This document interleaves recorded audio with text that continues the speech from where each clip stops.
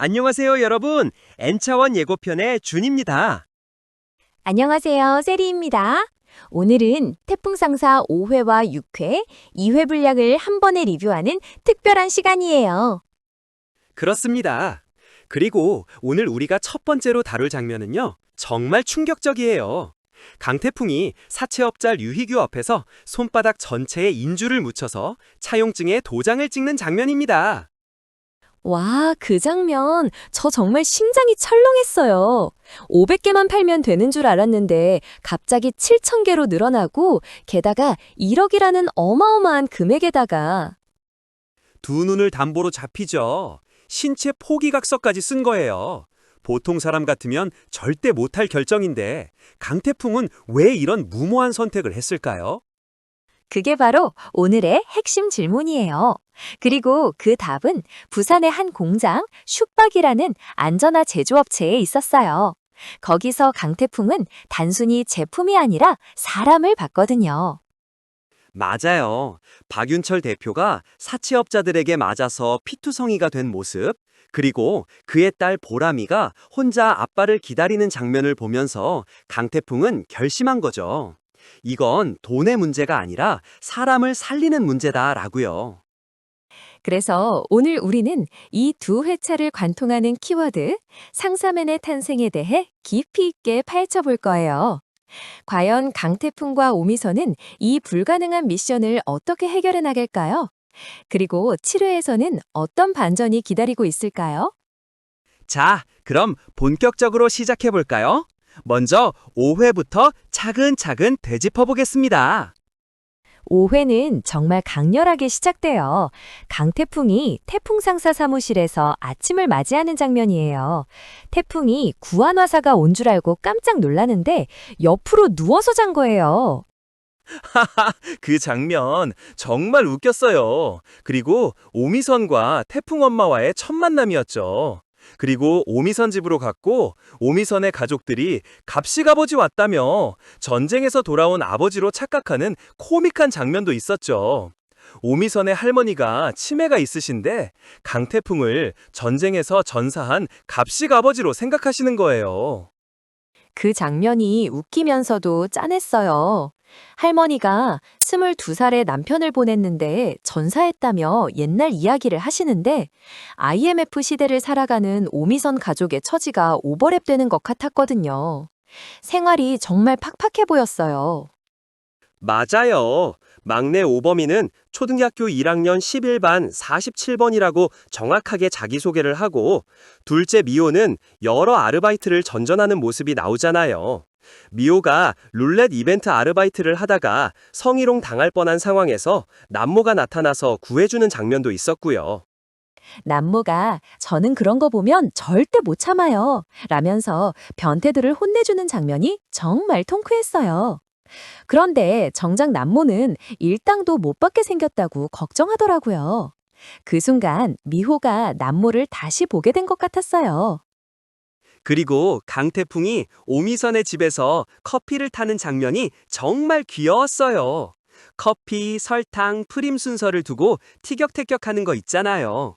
태풍은 커피, 설탕, 프림이라고 하고 미선은 커피, 프림, 설탕이라고 하면서요. 그 사소한 순서 차이로 서로 자기가 맞다고 우기는 장면이 정말 웃겼죠.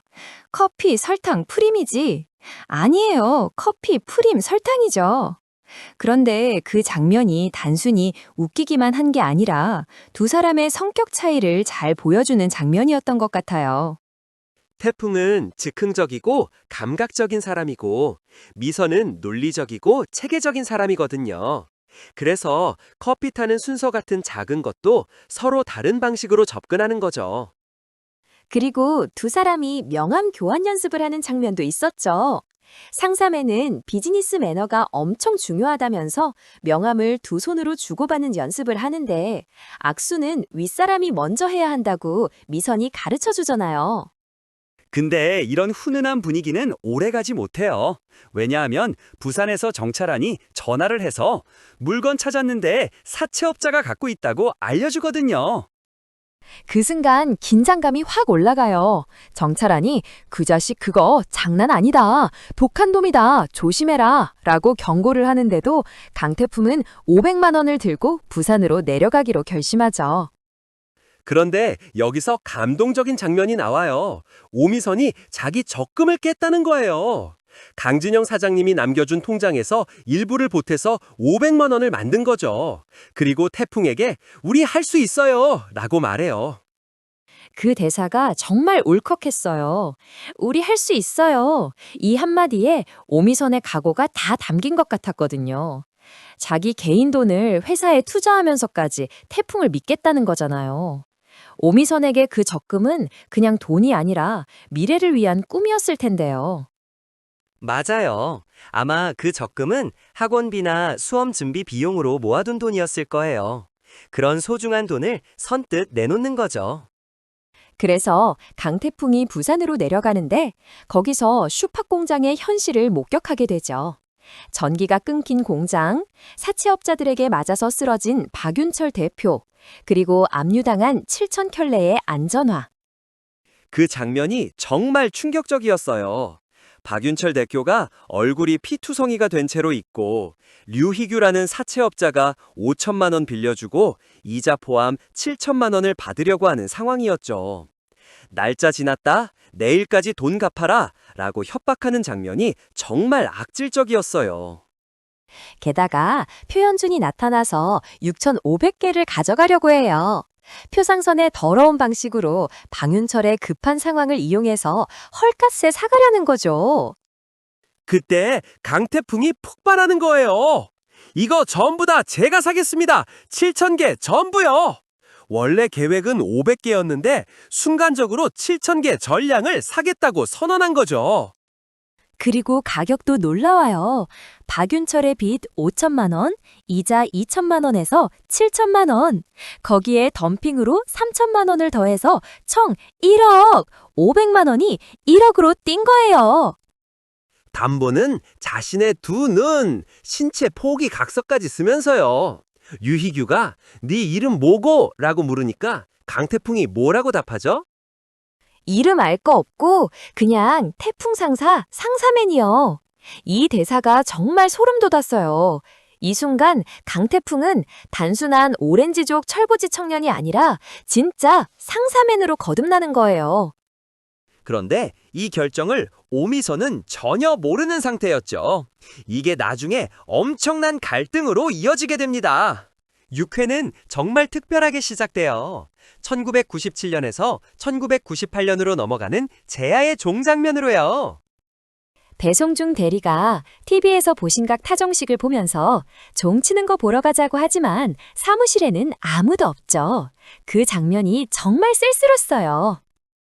IMF 시대에 모두가 힘든 시기에 희망을 찾기 위해 보신각에 모였지만 태풍 상사 직원들은 각자의 자리에서 외롭게 새해를 맞이하는 거예요. 오미선은 집에서 할머니, 미호, 범이와 함께 TV로 타종식을 보고 강태풍은 부산 박윤철 대표의 집에서 보람이와 함께 작은 케이크로 크리스마스와 새해를 동시에 축하하죠. 박윤철이 아빠가 루돌프 타고 왔다며 늦은 크리스마스 선물을 주는 장면이 정말 애틋했어요. 보람이가 똘똘이 삼촌 잘생겼다며 강태풍을 좋아하는 모습도 귀여웠고요. 강태풍이 보람이의 촛불을 불어주면서 함께 케이크를 먹는 장면에서 정말 따뜻한 감정이 느껴졌어요. 그리고 그 밤 강태풍이 오미선에게 전화를 하는 장면. 낭만은 없어요? 뭐 사랑이나 정이나 이런 거나 물어보고 되게 바보 같죠? 보이지도 않는 건데. 그때 오미선이 한 말이 정말 의미심장했어요. 강태풍 씨, 지금 하늘 봐봐요. 별이 보이는지? 태풍이 날이 너무 흐려 라고 말하니 미선이 그럼 별이 없는 거예요? 지금 당장 안 보인다고 별이 없는 거예요? 라고 되묻는 장면. 구름 뒤에 태양이 있듯이 지금 당장 안 보인다고 희망이 없는 건 아니라는 거죠. 그리고 드디어 강태풍이 박윤철 대표와 함께 7,000개의 안전화를 서울 창고로 가져오는 장면이에요. 창고에서 기다리고 있던 오미선이 물건이 없었어요? 라고 물으니까 강태풍이 아니요, 물건 받아왔는데, 근데 조금 많아요. 라고 말해요. 오미선이 조금 몇 개요? 라고 물으니까 강태풍이 한 6,500개? 하다가 정찰하니 야, 마, 7,000개 가자! 라고 정정하죠. 500개를 기대했는데 7,000개가 온 거예요. 오미선의 표정이 정말 미쳤어, 진짜! 라고 중얼거리는 장면. 강태풍이 3달이면 다 팔잖아요. 라고 낙관적으로 말하는데 오미선에게는 재앙처럼 느껴졌을 거예요. 그리고 박윤철이 도망가려고 했던 장면도 있었죠.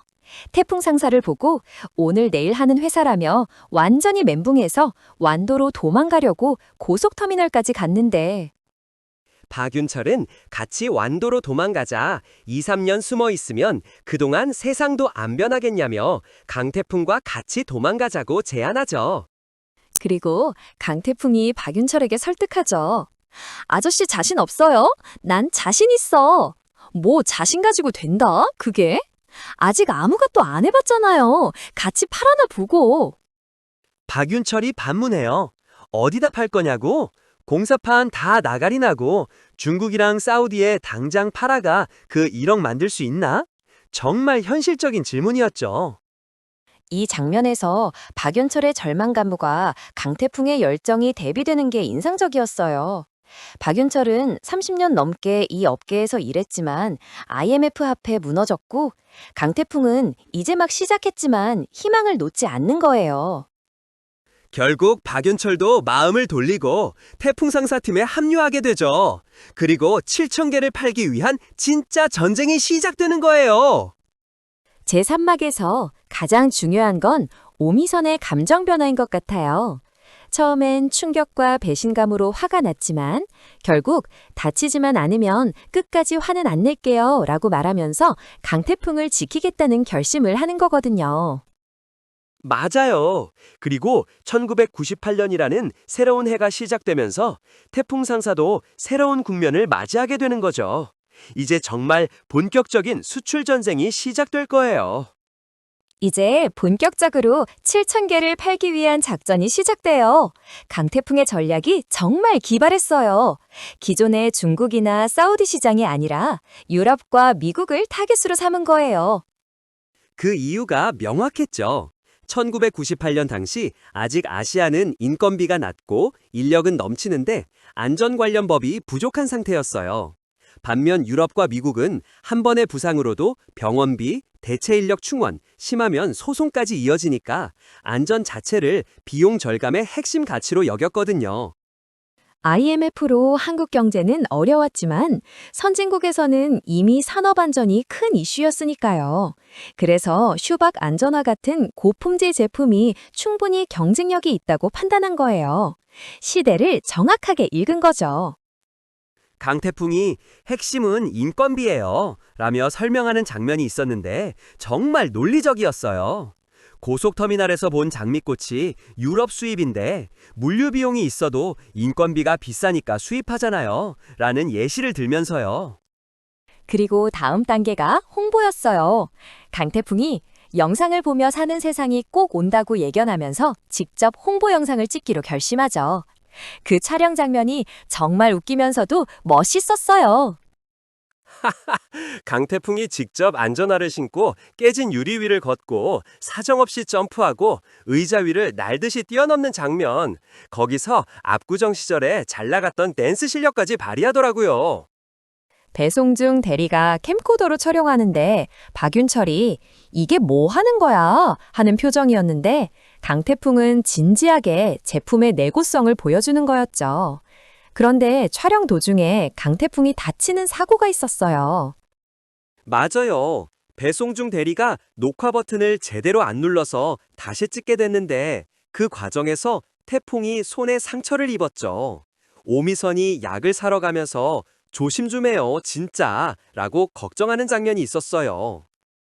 그리고 두 사람이 호빵을 나눠 먹으면서 대화하는 장면이 정말 따뜻했어요. 태풍이 두고 봐요. 앞으로는 영상으로 보면서 사는 세상이 꼭 온다고 말하니까 미선이 부러워요. 그런 생각 바로바로 할 수 있어서 라고 대답하죠.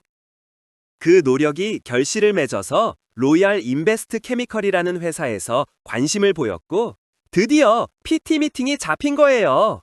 이제 오미선의 차례가 온 거죠. 오미선이 얼마나 준비했는지 아세요? 밤잠을 설치면서 비즈니스 영어 공부를 하고 PT 자료를 외우고 또 외웠어요. 그래도 긴장되니까 떨고 있는데 강태풍이 뭐라고 격려하죠? 저는 우리 회사 최고의 상사맨을 믿습니다. 그 말 한마디에 오미선이 용기를 얻었을 거예요. 그리고 실제 PT 현장에서 오미선이 정말 빛났어요. 현재 우리는 안전화를 7,000개 재고로 보유하고 있습니다.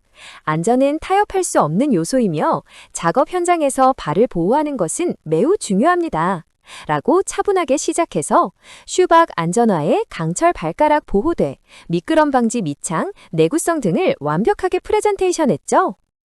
강태풍이 만든 홍보 영상도 함께 보여주면서 이 안전화는 5겹의 특수 섬유로 만들어졌습니다. 우리의 새로운 비전은 최고 수준의 보호입니다. 그것이 슈박 프로입니다. 라고 설명했어요. 결과는 대성공! 계약 성사! 로얄 인베스트 화학에서 연락 왔어요. 전화를 받은 오미선이 땡큐를 외치면서 태풍과 얼싸안는 장면, 그 순간의 기쁨이 화면을 통해서도 생생하게 전달됐어요. 두 사람이 서로 포옹하면서 환호성을 지르는 장면이 정말 감동적이었어요. 두 사람이 함께 이뤄낸 첫 번째 성과였으니까요. 강태풍이 이거 기분 진짜 왜 이렇게 좋냐 며 기뻐하는 모습이 인상적이었죠.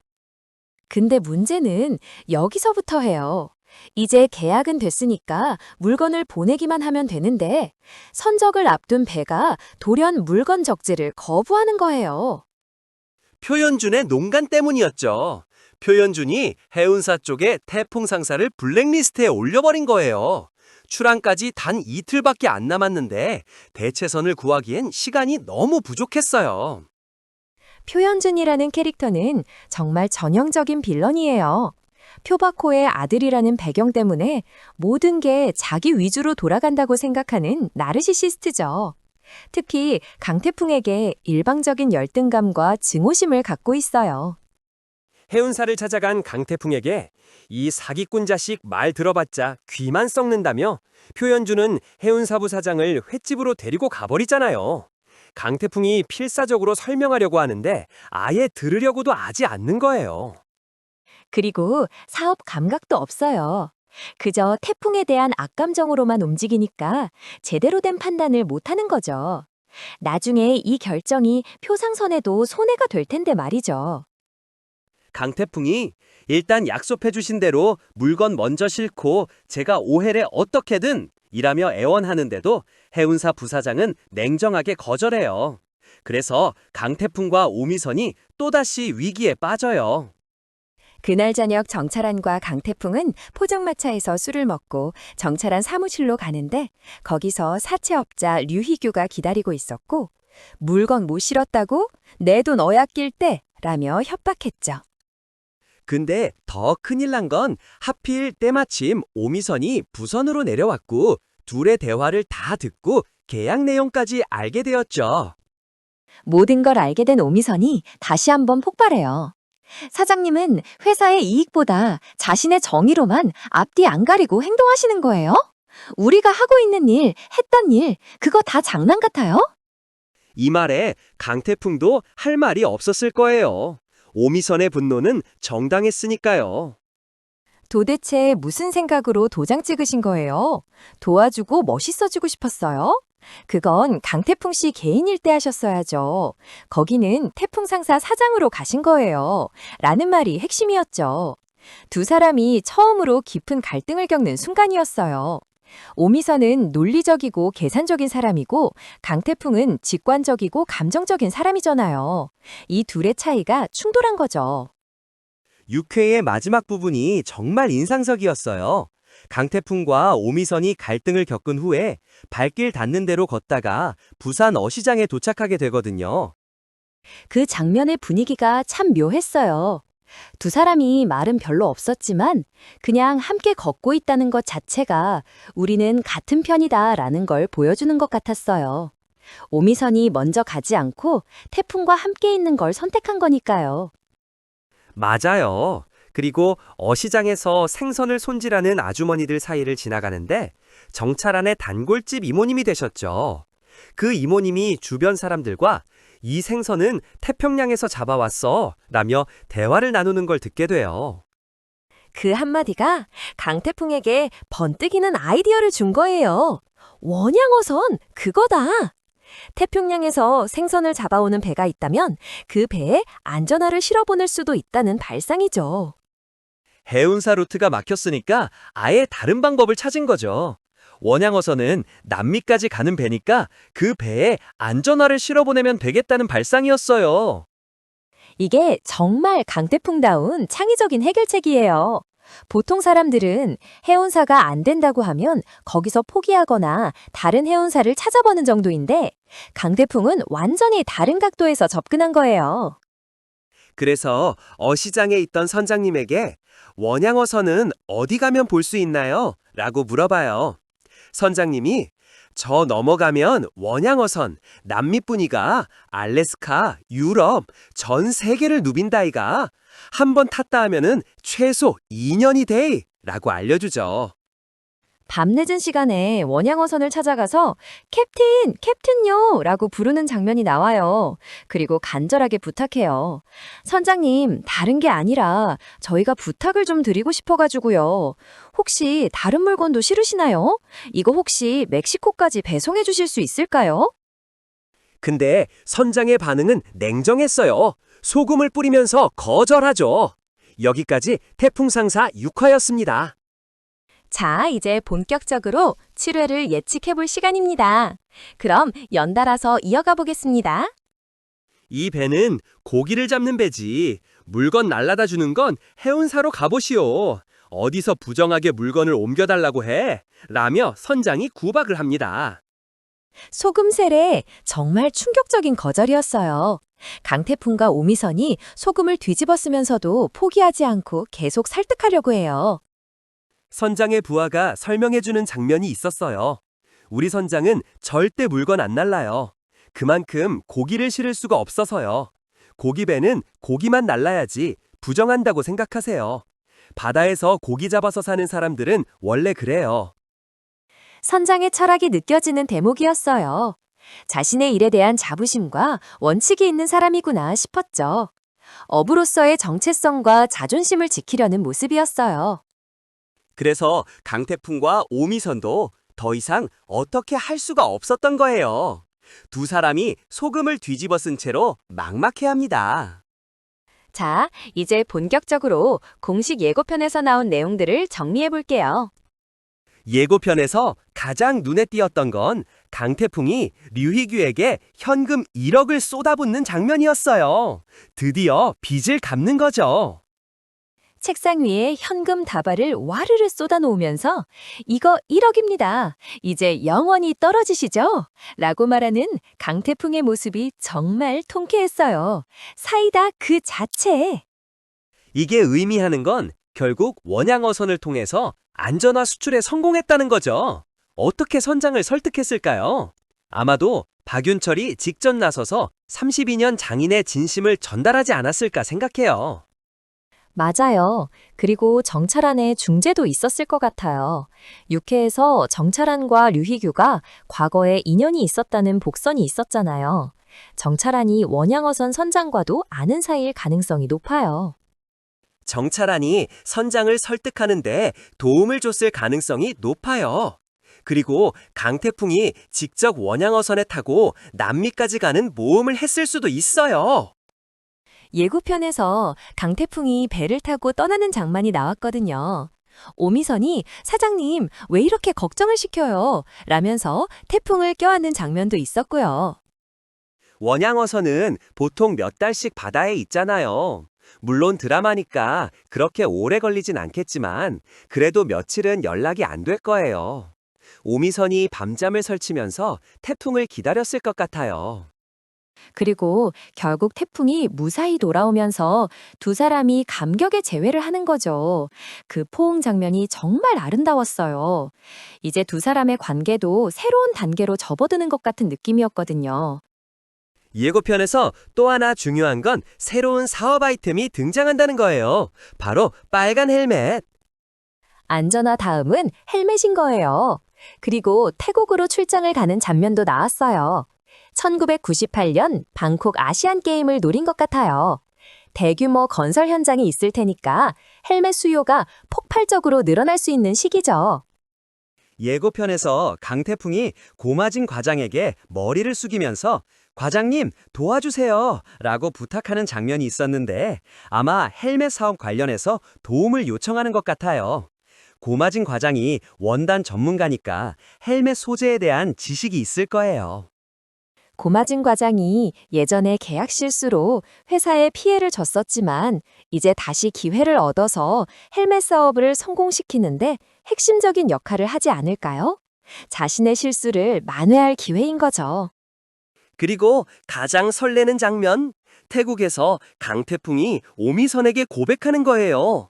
오주임님이 태풍 상사의 상사맨인데 웃을 때는 더 예뻐요. 나 오주임님 좋아하는 것 같아요.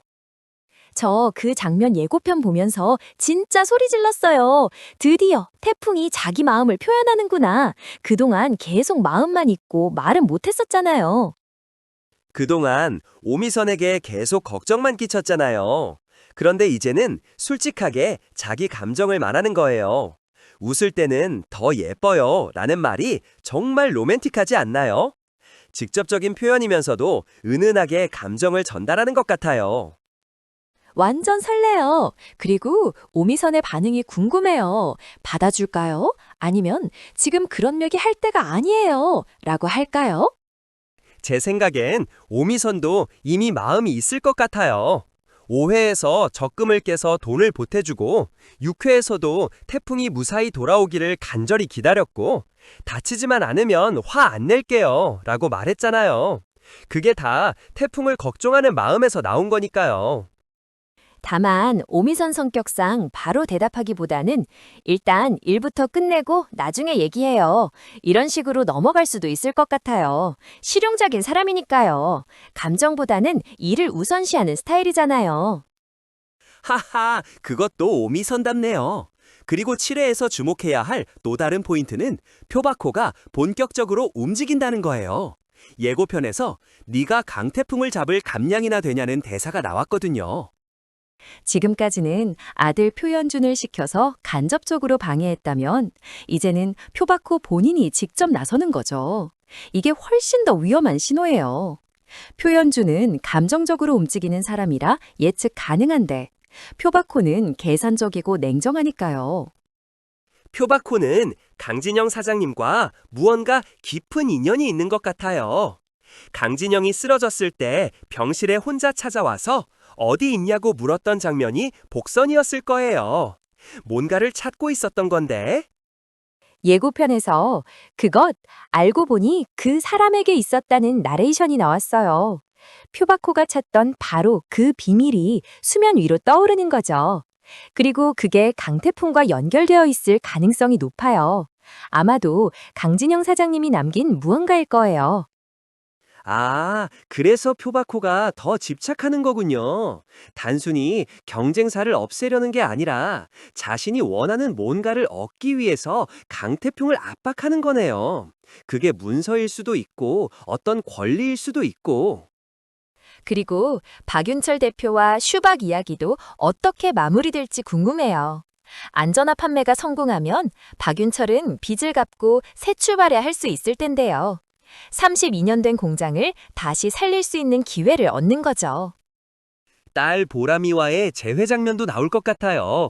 아빠가 다시 웃는 모습을 보면서 보람이가 기뻐하는 장면이 나온다면 정말 감동적일 것 같아요. 아빠, 이제 안 맞아도 돼? 라고 물어보는 보람이를 상상하니까 벌써 눈물이. 완전 눈물 날 것 같아요. 그리고 정미 엄마와 미호, 남모, 범이 같은 오미선의 가족들 이야기도 계속 진행될 거예요. 모두가 IMF 시대를 살아가면서 성장하는 모습을 보여주겠죠. 특히 미호가 여러 아르바이트를 전전하면서도 꿋꿋하게 살아가는 모습, 범이가 학교에서 열심히 생활하는 모습 등이 태풍 상사의 성공과 병행해서 그려질 것 같아요. 그들의 삶도 조금씩 나아질 거예요. 자, 이제 마무리할 시간이에요. 태풍상사 5회와 6회를 한마디로 정리하면 상사맨의 탄생이에요. 강태풍과 오미선이 진짜 프로가 되어가는 과정이었죠. 강태풍은 단순히 제품을 파는 사람이 아니라 사람을 살리고 가치를 전달하는 상사맨으로 성장했고, 오미선은 완벽한 PT로 자신의 능력을 증명했어요. 맞아요. 5회에서 강태풍이 류희규에게 이름 알 거 없고 그냥 태풍 상사, 상사맨이요 라고 말하는 순간 정말 소름이 돋았잖아요. 그 한마디에 모든 게 담겨 있었던 것 같아요. 그리고 오미선이 PT에서 보여준 모습도 정말 대단했어요. 안전은 타협할 수 없는 요소입니다 라는 말을 유창한 영어로 전달하면서 24살 격리에서 진짜 상사맨으로 거듭난 거죠. 두 사람의 성장이 정말 눈부셨어요. 처음에는 서로 다른 스타일 때문에 충돌도 했지만 결국 그 차이가 시너지를 만들어내는 거잖아요. 태풍의 직관과 미선의 논리가 만나서 완벽한 팀워크를 이뤄냈죠. 그리고 7회에서는 그들의 사랑 이야기까지 본격적으로 시작될 것 같아요.